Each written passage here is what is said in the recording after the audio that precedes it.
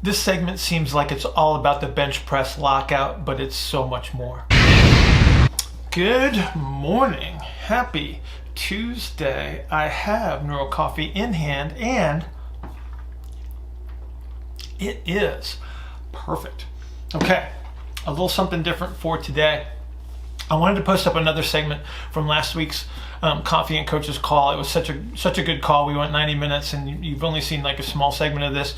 The foundation of this question is about bench press lockouts and methods to address issues with that. But there's so much more in this question as far as reasoning and decision making, along with the technical aspects of how you might work through this situation where you're trying to improve someone's bench press lockout. So thanks to Manuel for this question to lead us into it. And so let's just go right into the segment from the call. Bill, I have a question about one of your videos. Okay. If any, unless somebody else has a question. Are you gonna make me go back and watch one or something? No. Okay, I can describe it. No, it was a demo video about improving your bench press lockout. And with the armbar thingy. Yeah, it was an arm bar uh-huh. with your leg up. And I was wondering, can you explain why that works and Yes. the context of your model and whatnot? I mean, I can understand, just locking out and having something there and rotating, but you had your leg up and you were breathing in a certain way. And so if you could go into that, that'd be great. So exhalation, internal rotation, pronation, all that stuff, okay, is force producing. Mm. Okay. And so what you were looking at is the coordinative effect of that. Okay. Why is your leg up? You had one leg up. I think it was the opposite leg. Right. Because I'm trying to create a posterior yielding strategy on the opposite side. Okay. So I get expansion on the anterior side, so I can capture the internal rotation. Because I believe I was turning the kettlebell inward. Am I correct? Right. It was internal rotation. Yeah. Mm-hmm. Right. So I have to have, if I have to have concentric orientation posteriorly. So I'm at 90 degrees of shoulder elevation, which would put the scap in an upwardly rotated position. Okay. But I need concentric orientation there so I can create enough expansion anteriorly as I internally rotate, so I can internally rotate under that circumstance. So I can coordinate internal rotation with pronation, right? And the exhaled strategy. Mm-hmm. Okay. The lockout, it tends to be like an elbow-ish kind of a concept, right? Yeah. And so in that case, would you also do some supplementary tricep work? Why? Some direct arm work or Why? Or bench press lockouts, like with off a board or off So pins? what would be most specific to training your lockout? Doing like rack lockouts or something like that, or off a board. So you're looking at one exercise, and then you just gave me 5 different options of potential utility, right? Mm. Yeah. So which one's right? I mean, I tend to go with the one that has the most carryover, the one that's the most similar. Right. How do you know which one that is?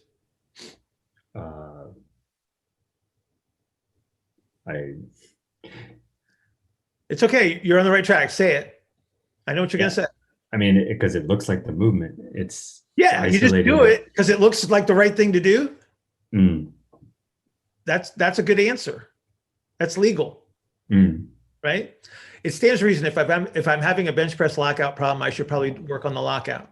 But what if I identified an element of coordinative deficit, right? So I couldn't get enough internal rotation. I couldn't get the elbow to extend at the same time. I can't get enough of the yielding strategy that I need to even get the position. But here's what happens. If I bench press a lot, eventually I create so much compression that I can't move. Yeah.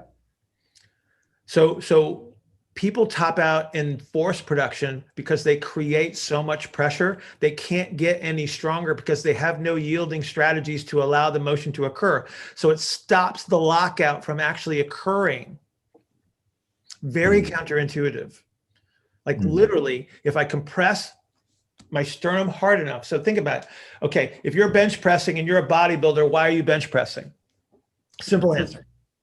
Big chest. Big chest. Okay, great. So that chest is attached to your sternum. And if the sternum is compressed, I can't internally rotate my shoulder. But to finish my lockout, I need some internal rotation. But what if I compress my chest so much that I can't finish the lockout?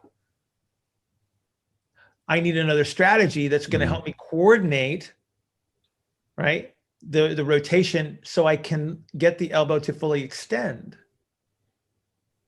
So then lockouts don't work. Right. And it might be my first experiment because it looks just like I'm trying, and it might work just fine. But what if I need another strategy? Like tricep extensions? Well, if you want to think like a structural reductionist, modeler, that's fine. Maybe I'm trying to move away from that. Well, but hang on. So what does the tricep extension provide you that might work? It's not a bench press. So I get less compressive strategy here, and now I can access internal rotation of the shoulder and the lockout, right? Okay. But if I do something that's bilateral and symmetrical, maybe I still get some compression that stops me from accessing the full excursion of the extremity. Then I need to do something else that doesn't have as much pressure involved, that creates enough yielding strategy so I can access the motion first. Then I slowly superimpose the intensity back on, right? And then that allows me to capture position. You ever notice that people top out and they plateau in strength, and then you change the program and then they slowly get stronger and stronger again? Because the mechanics are different, that the strategy that I'm utilizing has to be different. And that might allow me to access something that the previous program stopped me from getting. Too much pressure stops motion. That's what it's supposed to do. That's why strength training becomes interference for dynamic athletes at some point in time. Their force production goes up and up and up, but to capture that force production, they have to reduce the amount of motion that they have access to. It's a give and take. It's like, that's how you know how strong somebody needs to be at that moment in time. And get them as strong as humanly possible until it becomes interference. Do you use any assessments to guide that decision making? So, if you see this person that has a lockout issue, do you do the bench press lockout first and see what happens, or do you have a way to test whether they should do tricep extensions or something else? What would you do? Like what's the first logical step? Yeah, I would just do the lockouts and see what happens. That is the most logical thing to do, because it is the most specific. It's the easiest thing to do from an experimental standpoint, and it doesn't require a tremendous amount of process. It's like, hey, let's work on that lockout. Now, let me offer you this. So you do the lockout thingy and it's not going. Like it doesn't help. Like they can't access the position, right? Because what I need at the end. I need an element of internal rotation. I need an element of yielding strategy to allow that to happen. I need to be able to fully extend the elbow in a pronated position, right? What if I can't do that? That means I don't have access to that range of motion. There's too much pressure, okay, to allow that motion to occur. This is your first call. So concentric orientation creates pressure.